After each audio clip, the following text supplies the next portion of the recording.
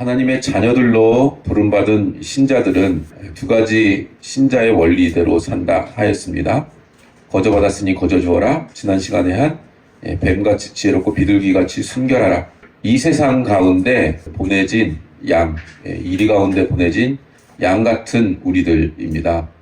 세상은 우리를 적대할 것입니다. 하나님의 말씀을 정말 붙들고 산다면 우리는 세상으로부터 적대적인 취급을 받을 것입니다. 하나님의 백성으로 부름받은 자들은 예수님의 제자들로서나 복음의 전도자들로서 하나님의 백성들은 이 세상에 반대와 핍박을 받게 되어 있습니다. 왜냐하면 세상은 죄악이 주도하고 있습니다. 죄란 하나님을 대적하는 것입니다. 죄란 하나님의 하나님 되심과 그 권위와 그분의 지위를 배척하고 외면하고 다른 것으로 주인을 삼으려는 그런 본성을 말합니다. 그러니까 마음대로 하겠다. 그게 자유다. 이러는 것이죠. 하나님이 우리에게 주신 자유는 우리는 죄의 노예가 되고 사망의 노예가 되고 죽음을 두려워하는 존재로만 있도록 되어 있는 데서부터 하나님이 우리를 건지셔서 그 혼돈, 그 무질서, 그 어둠, 그것으로부터 자유롭게 질서를, 빛을, 진리를 선택할 수 있도록 하셨습니다. 그게 자유입니다. 그게 우리에게 자유는 하나님을 선택할 수 있는 자유가 생겼다는 것입니다. 이 세상의 자유는 아무도 나를 터치하지 말라. 내 욕망 그대로 나는 다 발휘하며 살 것이다. 라는 것이 이 세상이 말하는 자유입니다. 그러니 세상이 우리를 기뻐할 수가 없습니다. 똑같은 자유를 가지고 우리는 거룩을 선택하고 진리를 선택하고 질서를 선택하니 끊임없이 자기 욕망대로 하려는 자들에겐 양심의 가책이 될 것이요. 같이 있으면 자신은 어둠이 되고 빛이 있으니 자신이 어둠이 되는 것이죠. 그것을 견디질 못합니다. 자존심 상해합니다. 그러니 대적할 수밖에 없습니다. 그러니 우리가 핍박을 받지 않고 있다? 우리가 빛의 역할을 못하고 있는 거죠. 하나님은 이 적대적인 세상 가운데서 하나님의 사람으로 싸우며 인내하며 믿음으로 승리해야 할 것을 신자들에게 책임으로 요구하고 있습니다.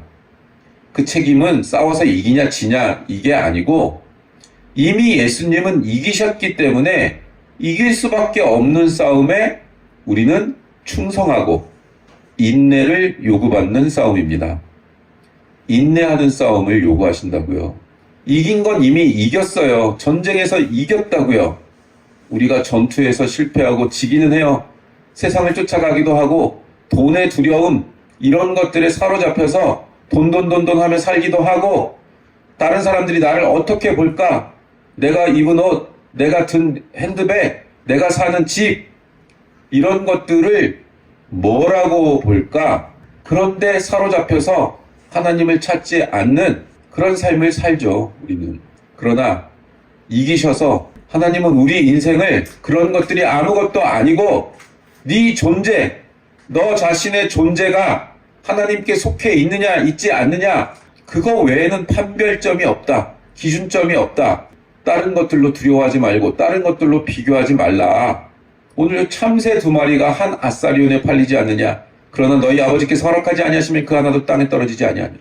하물며 우리들이라고요. 하물며 우리들을 하나님께서는 반드시 선한 과정으로 거룩의 과정으로 인도하십니다. 근데 우린 이걸 왜 못 믿을까요? 우리가 믿음이 없으니까. 이게 너무 단순한 거지만 답이죠. 26절에 그런즉 저희를 두려워하지 말라. 감추인 것이 드러나지 않을 것이 없고 숨은 것이 알려지지 않을 것이 없느니라. 내가 너희에게 어두운 데서 이르는 것을 광명한 데서 말하며 너희가 귓속말로 듣는 것을 집 위에서 전파하라. 이 말씀 속에 우리에게 맡기신 책임, 이미 이겼으니 충성하고 인내하라. 그것들이 요구되고 있습니다. 어둠이 빛을 막을 수 없는 것 같이 이 세상에 비밀이라는 게 있을 수 없는 것 같이 결국은 다 밝혀지죠. 지금 우리가 모르게 진행됐던 어둠의 일들이 다 드러나잖아요. 상식적인, 그러니까 예를 들어서 진리와 생명과 영혼이 거짓된 것과 일시적인 것에 붙잡혀 있거나 매몰될 수 없다. 하나님은 몸과 영혼을 포함한 전 우주와 존재의 주인이시고 이 세상은 그렇지 않다. 그러므로 하나님의 나라와 하나님의 뜻과 또 그 일의 증인으로 부름을 받은 우리들의 사역이 승리하고야 말 것이다. 어둠은 다 드러나고 진리는 그 빛을 발하게 될 것이다.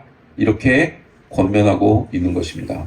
대가는 치릅니다. 이 과정에서 우리들이 대가는 치릅니다. 근데 우리는 이런 질문이 생깁니다. 우주 역사 만물의 주인이신 하나님, 이미 승리하신 하나님이면, 그리고 우리에게 이 일들을 맡기셨다면 왜 세상을 미리 고쳐놓으시지는 않는가?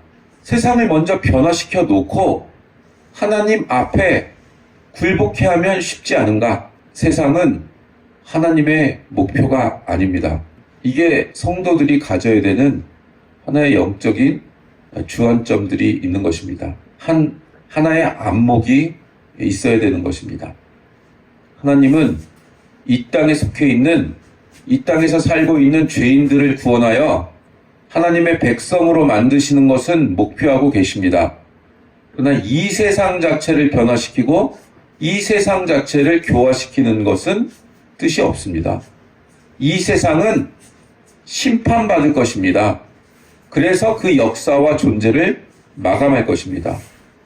여러분, 자연 환경이 깨트려져서 역사가 끝나지 않습니다. 경제가 붕괴된다고, 시스템이 붕괴된다고 역사가 붕괴되는 게 아닙니다. 그건 불편할 뿐이에요. 종말은 예수님이 오셔서 심판하심으로 인류의 역사는 끝날 것입니다. 이 세상은 하나님의 진리의 빛이 비추어도 하나님께 호의적으로 바뀌지 않습니다. 전쟁을 하려고 할 뿐이죠. 그러니 다른 것들로는 세상은 끝나지 않습니다. 그들은 권력과 돈을 가지고 이 세상을 운영하려고 할 것이고, 이제는 인류보다도 더 뛰어난 지능으로 인류를 지배하려고 할 것입니다. 천재지변으로 멸망하지 않습니다. 3차 대전으로, 홍수로, 자연재해로 멸망하지 않습니다. 성경은 늘 심판의 때에 대하여 노아의 때와 같다 이렇게 말씀하십니다. 홍수가 갑자기 밀려와서 인류가 멸망하는 그 순간까지 시집가고 장가가고 집을 사고 팔고 했다는 것입니다. 자신은 영원히 살 것처럼, 인생으로나 세상에 대해서나.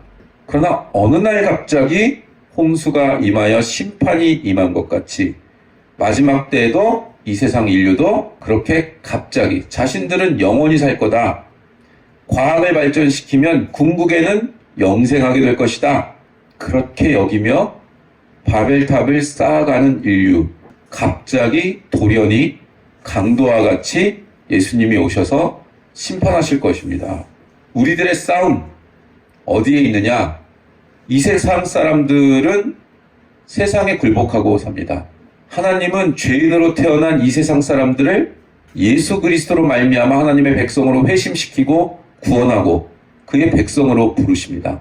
그러니 이 세상은 자신들의 노예로 있어야 되는 자들이 자꾸 하나님께로 넘어가 이 세상의 질서, 돈을 벌어서 먹고 살아야 되고 좋은 직장을 가지고 높은 연봉을 가지고 또는 사업을 잘하고 뭐 뇌물을 바쳐서라도 사업을 잘하고 정치권에 줄을 대서라도 어떻게든 부자가 되어야 되는 그 시스템, 그 시스템에서 벗어난 자들, 자신들의 시스템에 따르지 않는 자들, 그 사람들을 내버려 둘 수가 없습니다. 적대 행위를 하는 게 당연하게 되는 것입니다. 그 싸움을 하는 게 신자들인 것입니다. 하나님은 세상 자체를 변화시킬 목표를 갖는 게 아니라 하나님의 자녀들을 불러 모아 그 자녀들이 이 세상 가운데서 예수님이 승리하신 그 길을 믿음으로 걸어가게 되기를 원하고 계십니다. 예수님이 하신 일을 그대로 하게 되기를 원하십니다. 이 목표를 놓치고 있다면 우린 모든 것을 놓치고 있는 것입니다. 그래서 하나님은 반드시 하나님의 백성을, 우리를 대적하는 이 세상 속에서 살게 하십니다. 우리의 인생이 끝날 때까지. 이 관점을 놓치면 자꾸 예수님 믿었으니까 보상을 해달라고 우기는 쪽으로 우리의 신앙이 가도록 되어 있는 것입니다. 신자의 표는 이 세상에서의 형통함이 아니고 이 세상의 보상은 더더욱 아닙니다. 예수님을 믿어 만사가 형통한다는 것은 항상 영적인 차원에서 그렇습니다. 그러니까 우리가 사업이 망해도 불치병에 걸려도 그것을 통하여 영적으로 깊어지고 성숙한다면 그건 형통한 것입니다. 이게 아멘이 안 나오잖아요. 이거 아멘이 안 나옵니다. 아멘. 예수님 믿으면 당연히 복을 받고 하나님은 우리에게 좋은 것을 주시려고만 합니다. 죄인들도 이 독사 같은 사람들도 자기 자식에게 좋은 것을 줄 안다고 했습니다. 하물며 하나님일까? 예수님 믿으면 앉아서도 복을 받고 서서도 복을 받고 나가도 복을 받고 들어와도 복을 받고, 그런데 항상 영적인 차원입니다. 영원한 나라에서 우리가 하나님과 함께 사는데 필요한 것들, 거룩한 것들, 진리와 생명에 속한 것들을 복으로 주십니다. 그렇게 함께 오면서 건강이 오기도 하고 재물이 올 때도 있습니다. 근데 항상 영적으로 이게 수반돼서 올 때만 그렇습니다. 그렇지 않을 때 그것들이 온다면 그 시험거리입니다. 덫에 걸릴 위험도 있습니다. 이 세상 것들로 우리에게 온다면 그건 잘 살펴봐야 됩니다. 우리가 신앙이 아주 어려서 하나님이 정말 천하 만물의 주인이시고 내 인생의 주인이시다, 이게 문장으로는 다 이해되죠. 근데 당장 오늘 저녁에 먹을 게 없는 그런 상황에서도 이게 믿어지냔 말이에요. 그걸 못 믿으니까, 어리니까, 애기니까 하나님이 너와 항상 함께 있어, 너의 인생을 책임지신다 하는 것을 경험시켜야 되니까, 어린 마음에 그걸 이해할 수 있도록 그 개념이 생기도록 하셔야 되니까 그런 방법들을 쓰십니다. 재물도 주시고 병도 갑자기 낫게 하시고. 그건 어렸을 때, 아기 때 이유식 먹이고 젖 먹일 때 하는 거라고요. 장성하면 단단한 식물을 씹어서 스스로 먹어서 소화시킬 수 있어야 됩니다. 그 외롭고 고독한 인생길을 걸어가는 그 과정, 나한테 왜 이 일이 생기지? 나한테 제일 어렵고 자기가 심리적으로 제일 어려워하는 것들을 툭툭툭툭 건드는 일들이 계속 생긴단 말입니다. 왜요? 그걸 넘어서라고, 그걸 씹어 먹으라고. 너는 그 정도에 갇혀있는 그런 존재가 아니라 새로운 피조물이라고, 그 지옥으로부터 나왔다고, 이미 나온 걸 확인하라고, 과거에 묶이지 말라고, 새로운 피조물이 뭔지 알라고, 그걸 주신다고요. 그걸 탁탁탁탁 내가 제일 싫어하는 것만 탁탁탁탁 건드린다고요. 그 하나님의 터치입니다. 근데 기독교를, 하나님 믿으면 공부도 잘하고 마음도 착해가지고 교회 오빠로 잘 있다, 결혼도 잘하고 좋은 직장 갖게 되고 좋은 대학 가게 되고, 이렇게 이해하는 건 정말 애기가 병원에서 주사 안 맞겠다고 할 때 주사 맞으면 사탕 하나 줄게, 이거랑 똑같은 거라고요. 그런 식으로 하나님을 오해하는 건 참 빈곤한 기독교인 것입니다. 그렇게 단순하지 않습니다. 훨씬 더 심오하며 우리 존재와 가치와 영혼에 대한 문제를 하나님은 다루십니다. 심리학 위에 있는 이야기를 다루신다고요. 얼마 전에 되게 유명한 사람, 유튜브에도 많이 나오는 그 세계적인 심리학자가 50이 넘어서 결국은 예수님께 항복했더라고요. 자기는 평생을 과학자로 살았는데, 평생을 과학만 연구했는데 과학 위에 무엇이 있다는 것을 알게 됐대요. 인정하게 됐대요. 그리고 하나님과 함께 있는 그 순간 외에는 평안이 없다는 것을 경험한대요. 그 사람은 심리학을 갖고 세계적인 사람들을 다 상담하고 하는 사람인데, 진정한 평안은 외부에서 들어오는 것을 알게 됐대요. 조던 피터슨이랑 이렇게 같이 얘기를 하고 있더라고요. 조던 피터슨도 결국 예수님을, 그 섬세한 사고의 소유자가. 그러니 여러분, 이제 우리는 하나님의 사람들로서, 빛의 자녀들로서 빛을 비추고, 그리고 그것을 대적하는 세상을 맞이할 십자가 군병으로서 영적인 준비들을 해야 됩니다. 우리가 그런 대적을 안 받는다면 별로 위협적인 인물들이 아닌 거예요. 사탄들한테 그냥 살게 내버려 두는 겁니다. 이 세상에 대해서 아무 위협이 안 되기 때문에. 어느 시대나 기독교가 각광을 받은 것은 신자들의 평가가 아니라 세상의 평가에 의해서 그랬습니다. 어떤 교회를 봐라. 어떤 교회는 이런 일들을 한다. 어떤 교회는 야 거기 연예인 누구 다닌다. 세상 사람들은 죽었다 깨나도 교회를 정당한 가치로 평가할 수 없습니다. 그들에겐 정당한 가치와 그 기준이 없기 때문에 그렇습니다.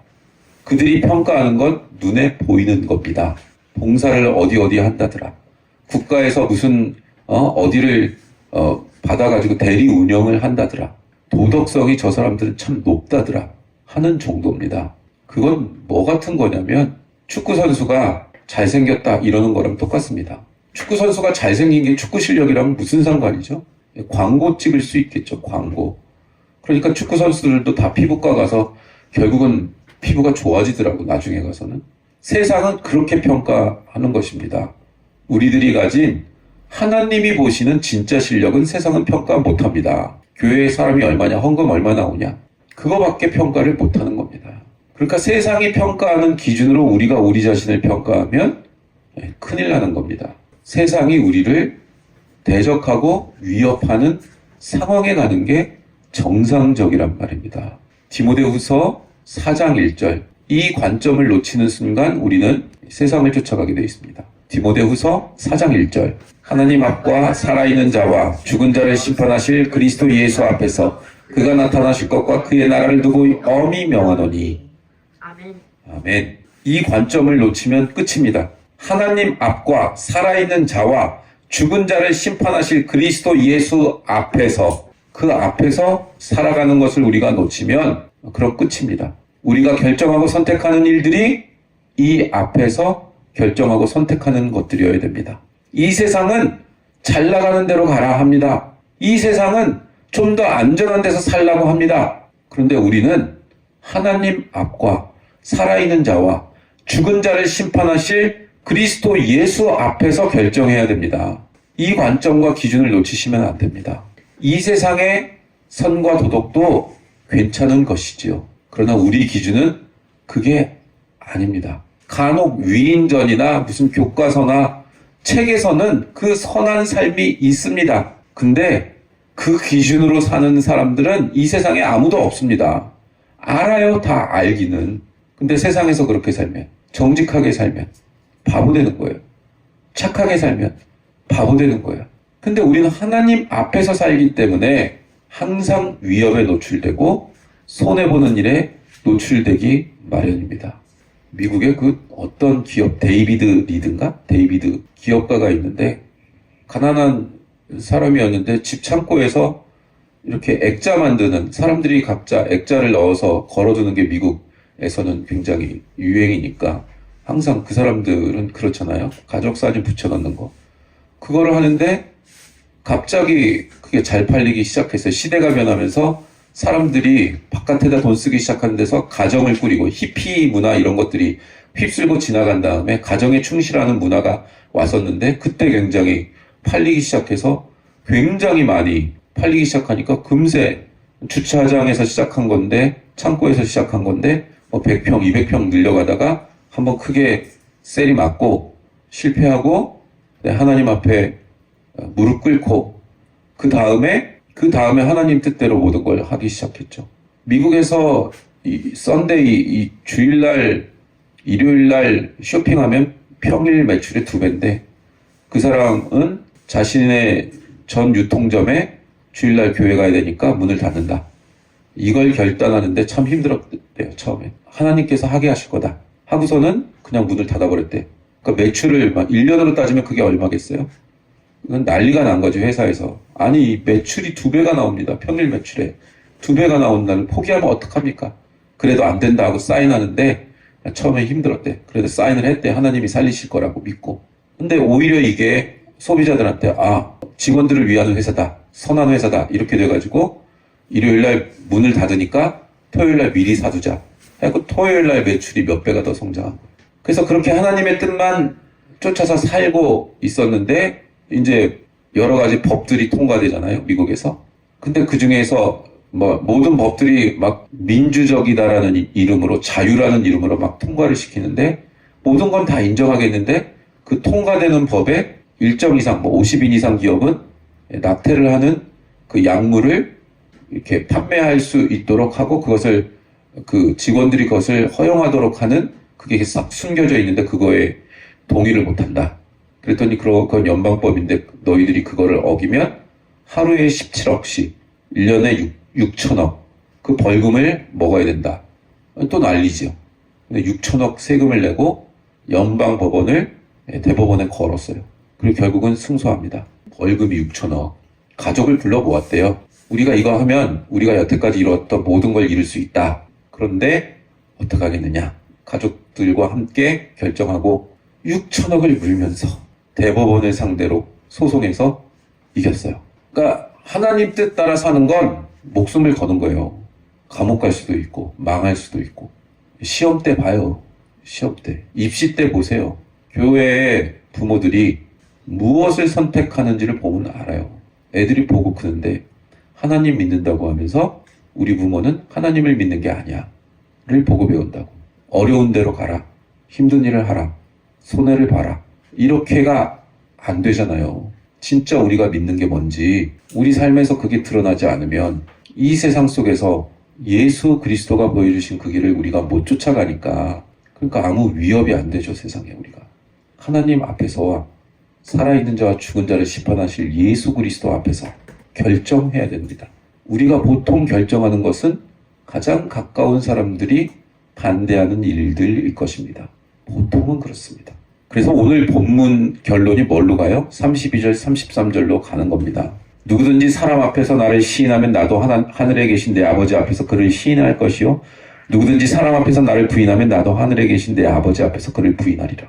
이게 전도하라는 얘기가 아닙니다. 어디 나가서 하나님을 전도하라. 이런 얘기가 아니에요. 그렇게 간단한 문제가 아닙니다. 우리는 어떤 상황 속에서도 사람과 관계하며 삽니다. 사람을 만나지 않는 일이 없습니다. 우리의 결정은 어떤 사람들이건 그 사람들 눈에 보이도록 되어 있습니다. 거기서 정말 내가 하나님의 사람인지 그 선택을 하는지 그것에 대하여 책임지라는 겁니다. 우리 인생에서 선택하는 것들로 사람들 눈에 보이게 되는데 우리가 그것들로 하나님을 시인하는 선택들을 하라는 겁니다. 말로는 하나님을 믿는다 하고 인구 센서스 조사에다는 종교 기독교라고 적어 넣지만 실제로 우리 삶과 선택이 하나님을 믿는 자들인가?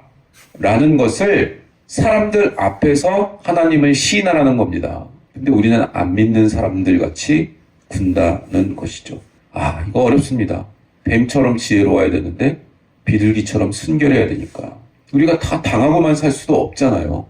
그러면 그런 것들에 대해서 우리가 어떻게 지혜롭고 어떻게 순결해야 되는지 그게 합쳐져서 신앙이고 지혜입니다.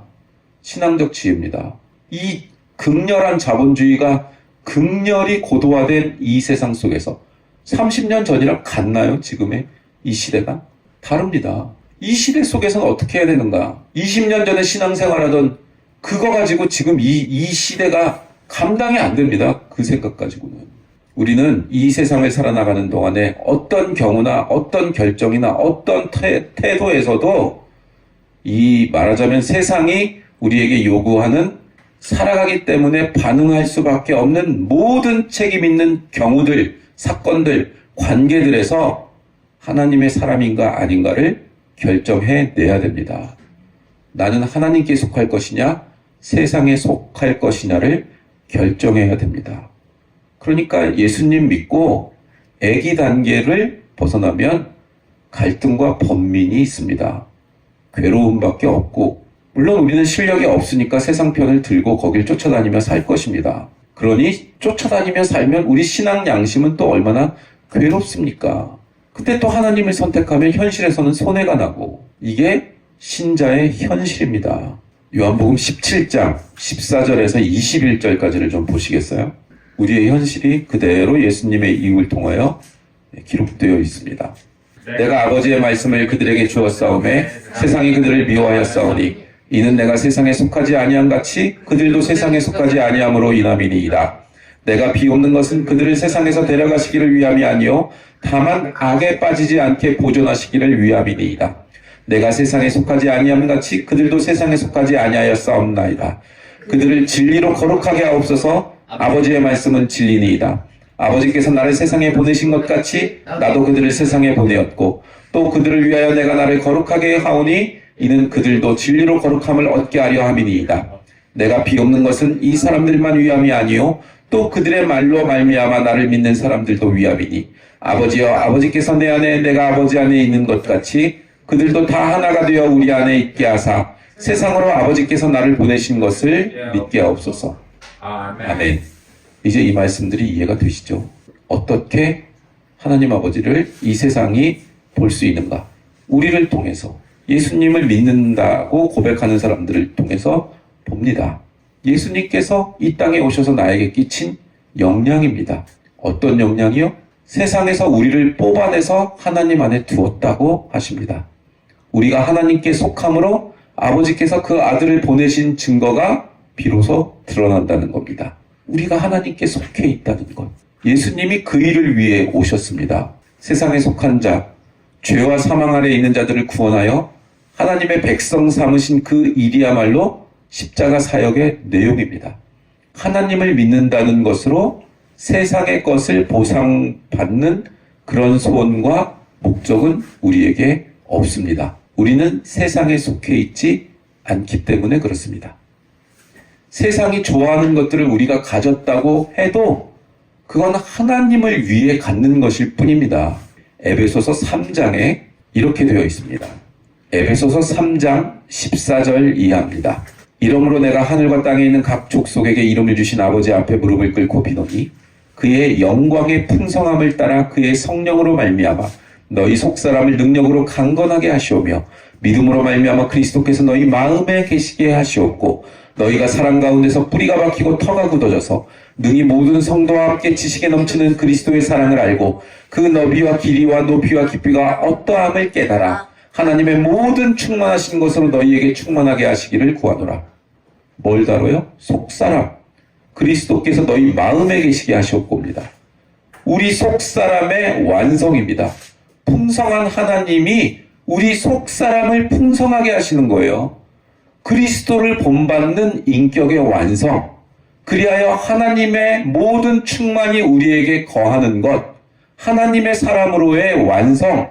20절에 우리 가운데서 역사하시는 능력대로 우리가 구하거나 생각하는 모든 것에 더 넘치도록 능히 하실 이에게 21절 교회 안에서와 그리스도 예수 안에서 영광이 대대로 영원 무궁하기를 원하노라. 아멘입니다. 왜 교회 안에서와 그리스도 예수 안에서라는 단서를 붙일까요?